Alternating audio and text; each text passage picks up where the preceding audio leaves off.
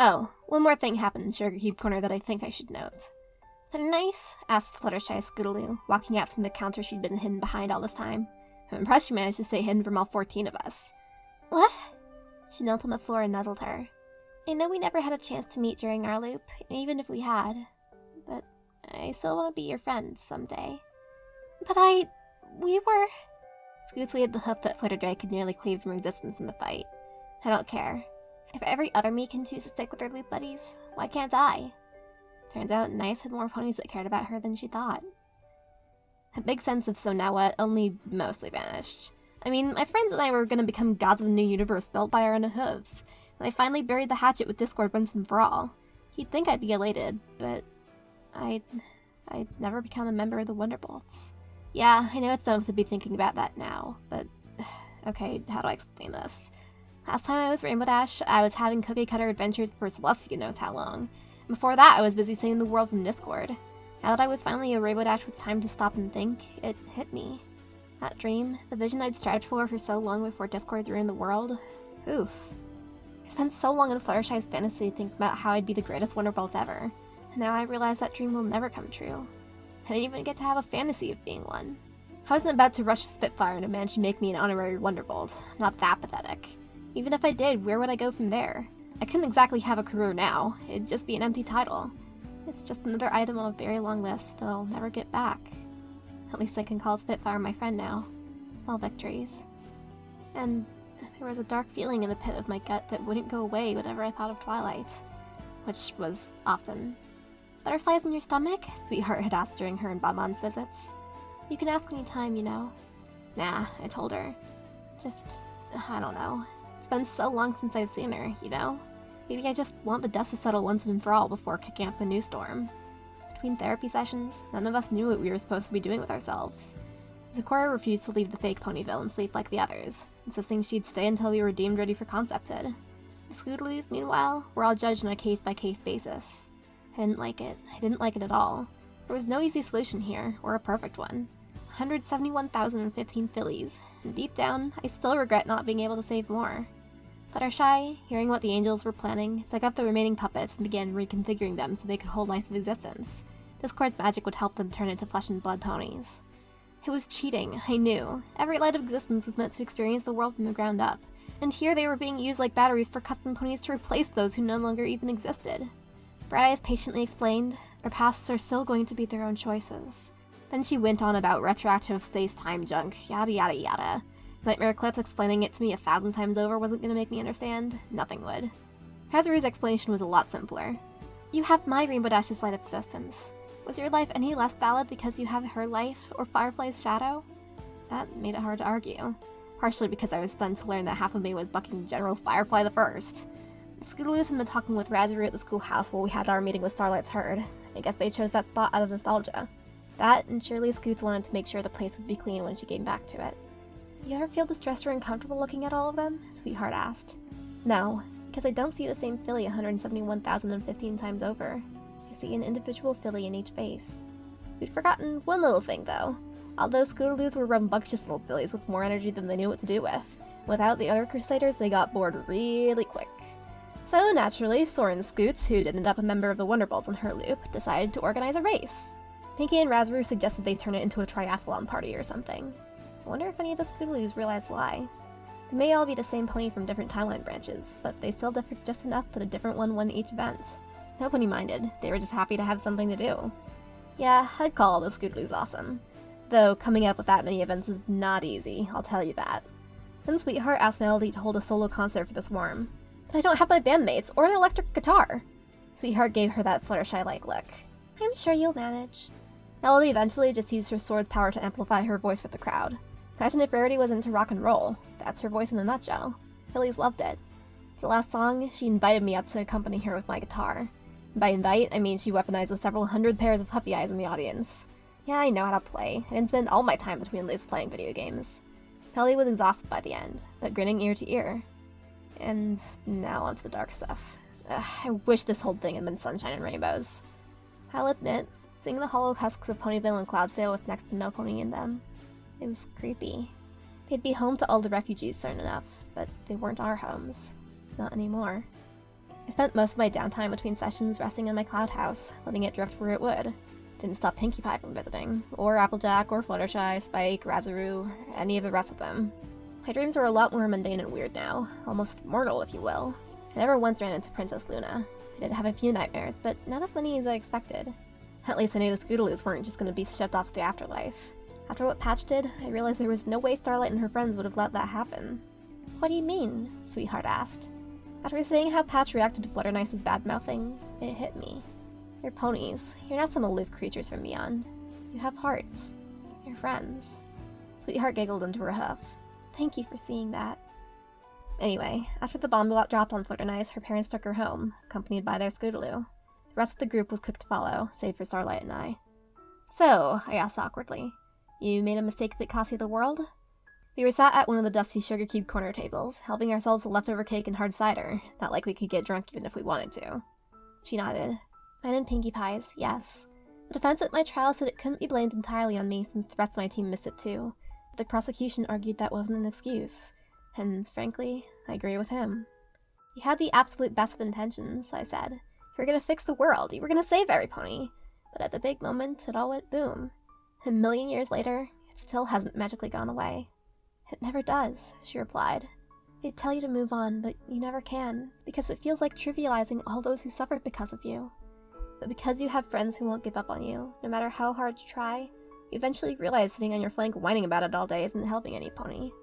Even if the pain won't ever really go away, you have to live with it, or be with it in our case. But you still have friends that won't abandon you, that are true to you, that love you, that are shouldering their own pain, but are still willing to help you through yours. And you can shout and blame the world all you want for letting it go that far, but you're responsible for your own life. So you do the best you can with what you've got, even if it's just a few drops in a bucket of blood. The point isn't to balance it all out like a checkbook. You just want to help. Even if you're worried you'll just hurt others again, you gotta try anyway, or you might as well just sit down and stop existing. And then there's your friends. As long as they're around, you won't give up for anything. Even if all the world becomes your enemy, calls you a monster, they'll still stand up for you. And loyalty like that should be repaid." We sat in silence, just letting our thoughts run through our minds a bit. Then something occurred to me. "Hey, do you know who I was in your world before I became Pinkie's Rainbow Dash?" "I do, but do you think it matters?" I blinked. "Huh? You weren't some big hotshot. My friends and I never knew you in life. Even though you were no pony, would you still want to know?" I stopped for a minute and let myself really think that little bit of trivia over. Saying some pony was a no pony was Nightmare Eclipse's excuse. Last thing I ever want to be is another Nightmare Eclipse. Starlight smiled. "That's the answer I was looking for.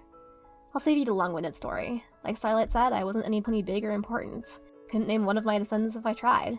I wasn't like Sweetheart and remembered as a saint. I got left out of the folklore and history books. But Starlight remembered, the concepts remembered. And now, so did I. They lived on in me, in more ways than one. After that, we just sat there, thinking about everything we talked about, until Starlight said, "Pinkie Pie sure makes really good cakes, doesn't she?" "Always has." Oh, and I asked her for a copy of the list of deaths she'd shown me earlier. I realized that even Discord had taken the time to memorize his victims since he saw the errors of his ways, so it was the least I could do to do the same. Sometime later, Patch asked me to play a few rounds of fighting herds with her. Of course I wasn't gonna decline, but why? Sweetheart told me I should get to know you girls better after I gave Flutter not so nice that smacking, and told me to start with you. You don't seem like the dancer sides kind of girl, and there's not really a lot to explore around here, and something tells me a prank wouldn't be the best place to start. So, fighting games. He looks quirked up at the realization of how similar Patch and I actually were. I'm usually down for a good pranking spree, but it might not be the best idea given our limited target pool. I'd rather avoid declaring a prank war against a horde of fillies known for finding new and creative ways to cause trouble. And I'd rather not declare a prank war against 5 nightmares of the Chaos God. Besides, I have a sis-tail promise with my friends not to prank them ever again. Dibs on Tianhua. She brought her own system, and got slightly distracted showing off her game collection. Even with all the games Eclipse scavenged for us using her time travel, there were some things here that I'd never even heard of. Unfortunately, the controller was from her era, so while I was stuck using my telekinesis to manipulate the tiny buttons, she was able to use her weird sticky hoof magic to thoroughly kick my flank. I groaned, watching Oleander flop to the ground for the 14th time. If I was using one of my controllers, I'd be the one kicking flank. Yeah, but you aren't, she grinned, unrepentant. Oh, I remember this! Can I play? Pinkie Pie? Patch said. I'm, not comfortable playing with imaginary friends? Now who sounds scared of having their flank kicked? I grinned. It's only 2-player. Silly Patch, just switch to free-for-all. I don't have a spare controller. Good thing I always keep spare controllers on me. She pulled one out of her mane. I laughed at the resigned expression on Patch's face. And then the game started and Pinky kicked our flanks in 10 seconds flat. Naturally, the Scootaloo found us sooner or later. Before I knew it, we were joined by a rotation of fillies overjoyed to be playing with their idol. At some point, one of them, number 1992, got to talking with Patch, and realized there may yet be another ancestral connection between the two of them. Ha, figures. After another meeting to discuss world-building plans, one that only got slightly derailed this time, Raspberry found me on the rooftop of a Sugar Cube corner, watching the Scootaloo army meander through the town. Do you have any idea, she huffed, not even bothering with the greeting, how difficult it is to convince 100-odd fillies that they can't be reincarnated into ninja cyborg dragons? I laughed and passed her one of the cookies I took from the meeting. The Scoots were still in talks about how they'd handled their eventual reincarnation in the new world, but as far as I knew, none of them had decided on anything yet. Raspberry had offered herself up as a sort of guidance counselor for them, and as far as I knew, she was only slightly regretting it. We sat in silence for a bit, watching the Scootaloos and enjoying Pinky's baking. Then I heard her shift beside me, hesitant. Starlight told me what you talked about at that first meeting, about how she accidentally destroyed her world, and mine. My ears pinned back. I knew that Raspberry was from the same world as Pinky, and that their world was destroyed, but somehow it hadn't really clicked for me. Guess I can welcome you to the Destroyed Home Universe Club, huh? It sucks, doesn't it? She whispered. Seeing your home obliterated, your history wiped away, like all you were never existed. Seeing your friends twisted into beings you can barely recognize, held by beings more powerful than you, and you can't do a thing to stop it. Being told again and again how it's the only way, for the greater good. We're sorry, but we don't have a choice. The lone survivor of a world no one remembers, all your loved ones worse than dead or unable to remember who they were. And for so long you're forced to bear this terrible, impossibly heavy weight. Then, when things finally start to look up, and you think you can find a way to find peace again, you're thrown off to the side again and told it's better this way. Like all your hard work meant nothing, and all you can think about is how your dear friend, even though she isn't twisted or evil, has been made into something else against their will. She looked at me with watery eyes and touched a shaking forehead to my cheek, as though I'd turn to sand if she pressed too hard. You look at them, and you can't help seeing a corpse. It makes you feel guilty, because they're still there. They're still them they've chosen to be, even if it isn't the one you knew. But none of that makes the pain go away. And those same all-powerful forces that refuse to save your world ask you to help save Pony, make you work alongside those who caused your world's destruction in the first place, and you're expected to just grin and bear it. Before I knew what I was doing, I pulled her into a hug. I'm so sorry, darling. Something in her eyes misted over. She squeezed me tighter. It was me that said that, but it also wasn't. Like a memory of myself resurfaced just enough for her. I wonder if this is how Pinky feels around Clover. I know I'm not your Rainbow Dash, but maybe we can be friends again? I'd like that. Rainbow Dash! Speaking of Clover. What's up? I said, giving Raz a moment to compose herself. The Scootaloo's from the other Crusaders' world. They said they were going to... She panted. She told us they'd brought in a special guest to do something for the Scootaloo's. Razaru, what? I started. She looked pale. Oh my gosh, they aren't actually going to. With a growl, she grabbed us both and teleported us to Sweet Apple Acres. Then a moment of hesitation, I zoomed to the clubhouse, and I saw the mayor speaking with a pair of Scootaloo's.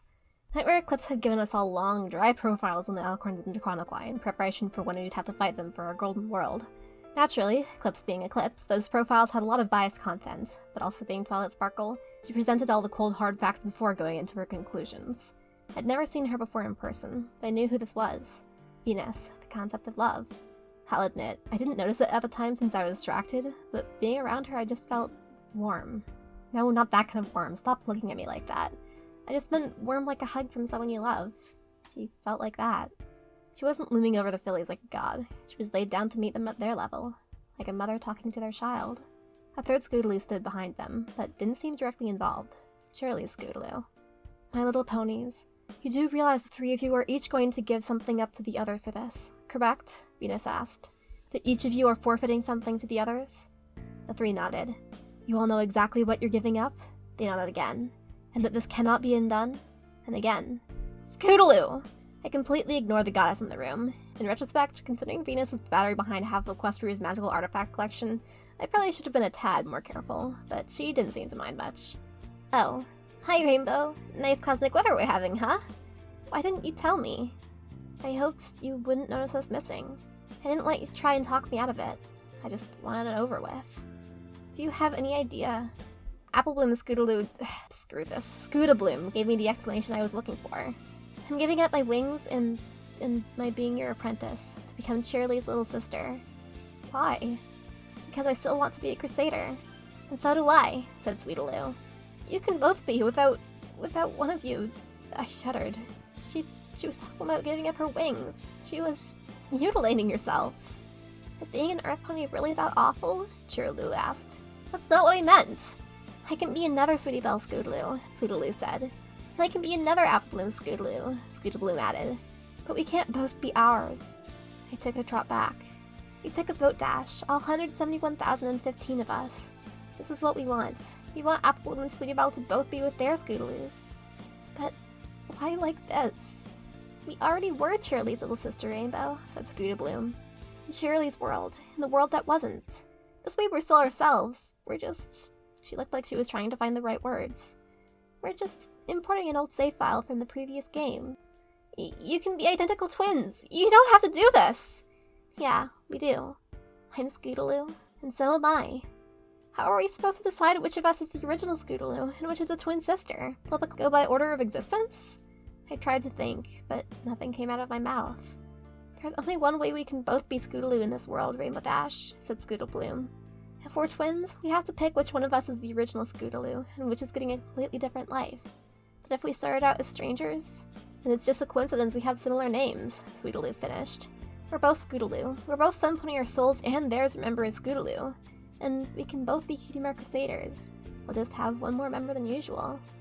I swear I could hear Faye grinding her teeth at that last part, and Ponyville's insurance premiums taking a jump. But one of you, why can't she have a Pegasus sister? I grasped at straws. Because Cheerilee's family has no Pegasi in it, Venus finally piped up. And to force one into it, it'd either be an act of uncontrolled lust, or a forced love solely for the sake of allowing Scootaloo to be a Pegasus. Neither of those are acts I'm willing to permit. I care about these ponies as greatly as you do, Rainbow Dash, but I have my rules. Rules I will not break. But, Venus gave me an icy look. Do you desire for one of Cheerilee's family to be violated, or for one of them to experience a marriage that can only bring them suffering, and part to ponies who might actually live long, happy marriages? I do not. I know, but I stammered. Scootaloo, Cheerilee gave me a pained look. You think I don't want that spot too, Rainbow Dash? I blinked, looking at the little Pegasus. Scootaloo. That's my Cheerilee, she said. I'd give up these wings in a heartbeat to be your sister, but... She looked at the other two. There's only one spot for Cheerilee getting a little sister. We all agreed ahead of time we wouldn't be overcrowding Equestria with a bunch of identical sisters. And if I took the spot, it'd just be for my sake. If she takes it, she's doing it for Applebloom too. That's what loyalty is, right? Sacrificing for your friends? I didn't argue with that logic. In fact, I was proud of it. I turned to Scootabloom instead. Scoots, are you sure you're okay never flying again? I'll be with my Applebloom. That's more important to me than my wings. Are you okay with... Damn it, I was crying. With not being my... It wasn't that I was worried for her. I was worried for me. Scootabloom got up and hugged me. I'll always admire you, Rainbow Dash. You were friends when you dress with style, and we'll be friends when I don't have wings. We might not be as close anymore, but I'm sure I'll still wind up in your fan club one way or another. I admit, I smiled at that. Well then, darlings, I won't stop you. I don't care how weird that sounds. The other Scootaloos joined the hug, and I stepped back to give them room. Alright then, said Venus, rising from the floor. As an act of your love, from this moment forth you shall be Scooter Punch, third-born daughter of Fruity Punch and Cocktail, and you shall be Scootaloo, apprentice to Rainbow Dash. May your love make it so. She touched her horn to Scootaloo, and the transformation started. Her wings didn't shrivel to dust or fall off or anything. They just glowed white and shrunk into her. Her body type shifted to that of an earth pony, and her colors changed slightly. Brighter pink streaks appeared in her mane and tail, now less messy and more curled, and a hair tie appeared from nothing to tie her mane back. Scooter Punch opened her eyes and smiled at me, then looked at a point behind me. I turned to see Razaroo, who must have shown up at some point and just not said anything. Guess she couldn't bring herself to argue against Scoots becoming her old self again. Hey, Raz. I'm sorry I never got a chance to say goodbye. Razaroo broke down into tears, and they spent a long while holding each other. Pinky's eventual reaction wasn't much different. Cheerilee made Scooter Punch promise to be the best little sister ever for Cheerilee. I don't think she really needed to. And seeing Scoot sacrifice that much? Yeah, I guess I can sacrifice a little to make sure they're happy. So long to the flight and elemental powers, and welcome back to the Super Strength of Life Sense Club, Scootaloo, Pinkie Pie had said later, though for once she didn't offer to throw a party. She also pointed out that Ruby Pinch now had a family member her own age. Scoots was pretty happy about that, though I was terrified by the possibility that she'd join the Crusaders too. Melody wondered if having a baby sister on top of a daughter might help keep Berry Punch away from the booze. Outside the clubhouse, 171,012 fillies were waiting to congratulate the Scootaloo that had been crowned the true Scootaloo, and the Scootaloo that had become Scooter Punch. What? Like she said, even with different names, neither was any less a Scootaloo than the other. Venus came up to me while I was watching the Scootaloo army hug it out. I know how painful that must have been, she said, in a way that reminded me of Celestia. But know this, Shirley's love for her will be strong, and both will be happy. And the two Scootaloos will come to love each other very much. Why do you care? You've done your job. I am love, every pony's love. It is against my nature not to care. Even about that Pegasus you killed? I asked without thinking, then cringed. Probably wasn't the best idea to bring that up. She didn't snap, didn't rain down thunder and lightning upon my insolent soul, or go off on some haughty tirade about judgment. She just frowned. That filly had no love in her heart, literally. She murdered my son without an ounce of regret, and would have done the same to me in a heartbeat. She was shown the damage she caused and didn't care one bit.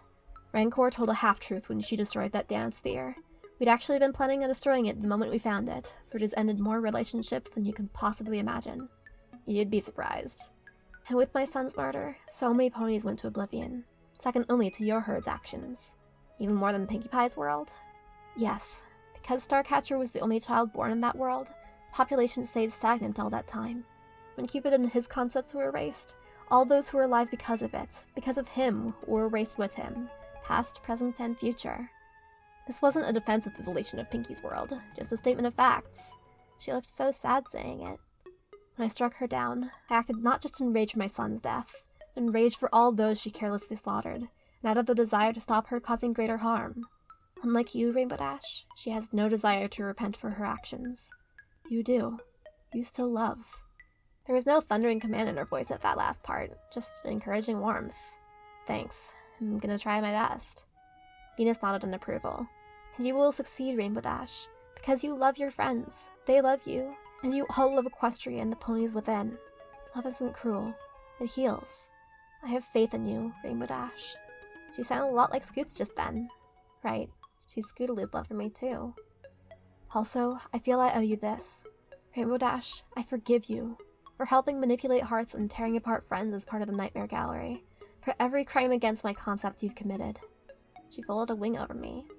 You've done nothing since you were purified, but prove your love for your friends and fellow ponies. Even ditching Rarity and Zecora? Alright, one exception. You aren't perfect, but you're trying.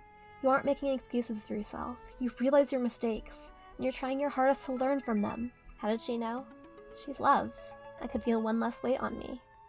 And one more thing, Rainbow Dash? Yeah? The soul always remembers. No matter how any of these Scootaloos change, in the end, their soul's bond to you never will. I remembered Pinkie Pie and Clover. Yeah. Thank you. She knew what she needed to say. Love always does. Okay, it's mushy, but I think we're all overdue for some mush at this point. 171,013 Scootaloos left to make their choice. As it turned out, more than one Scootaloo would be willingly giving up her wings. I'm totally proud of every last one of them.